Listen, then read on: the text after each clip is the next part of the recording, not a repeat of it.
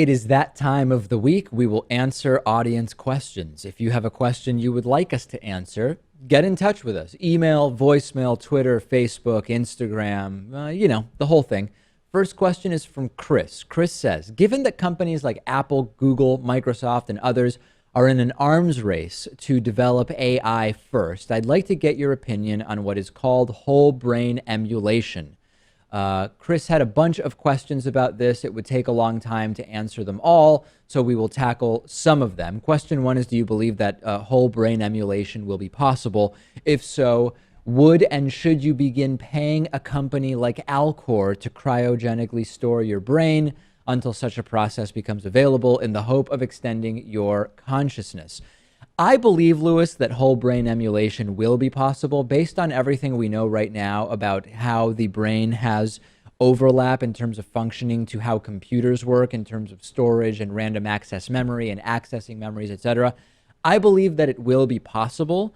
The real question for me is, if you're a person, how can you transfer your consciousness to the other one? In other words, I can imagine very easily a scenario where my brain can be hooked up to a computer and my entire consciousness is transferred to the computer, and my consciousness can sort of live on that computer and interact with people, and it would be like me.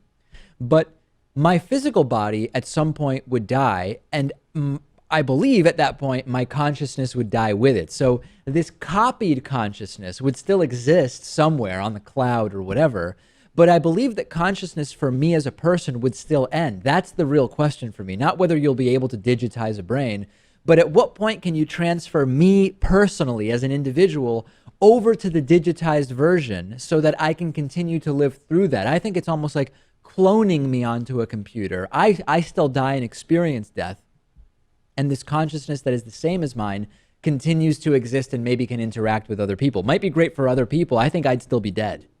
Yeah, so that's this is a really complicated issue. Yeah. I do think it will be possible too, although it's going to be a long, long ways away. Yep. So I don't think there's any way we'll see it in our lifetimes. And Ray Kurzweil would disagree. yeah, well, he's kind of nuts too. So he's a brilliant man, but he's kind of nuts. Yeah.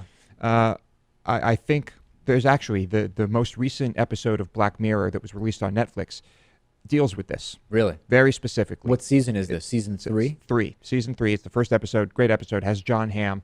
And I don't want to give too much away, but Okay. it gets into this, and it's fascinating. But I just wonder if your consciousness, if it will actually be consciousness, or if it will really just be Simulated.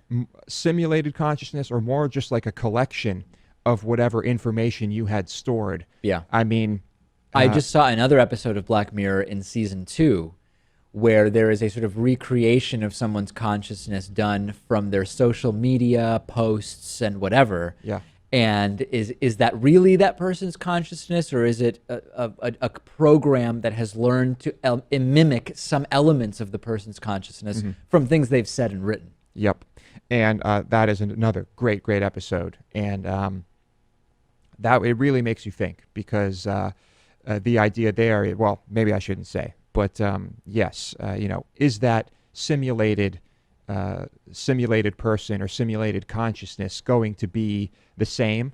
I don't know if we'll ever get to that level. Yeah. It would be interesting. Chris also then having other questions like, would it be ethical to jail or imprison rogue brains in a simulated prison? Or how do you even punish people who have rogue emulations or whatever? Very specific questions, Yeah. very, very difficult. There is a lot of science fiction that deals with the entire sort of like temporarily suspending or putting into storage someone's consciousness so that they basically just miss time. You essentially have a gap in your consciousness where 20 years have gone by. You don't experience the 20 years because you're sort of turned off for that period of time, but when you get reconnected or whatever, you've missed 20 years of life or of existence or whatever you would call it.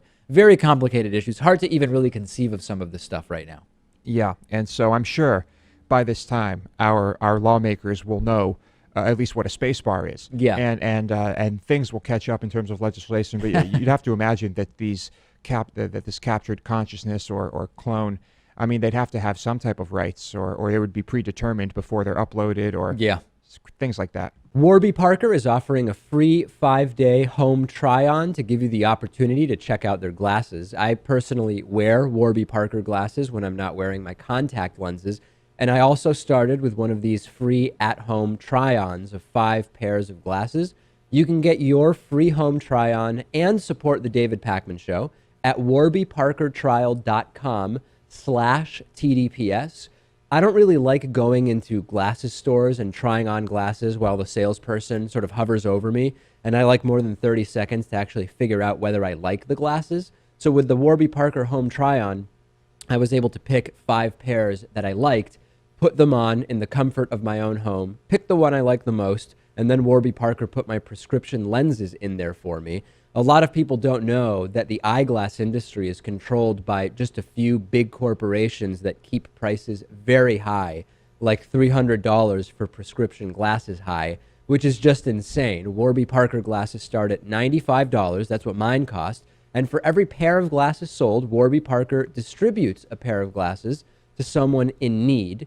You can try 5 pairs and see what you like. Check out the at-home trial and support our show by going to warbyparker.com/TDPS. It costs nothing.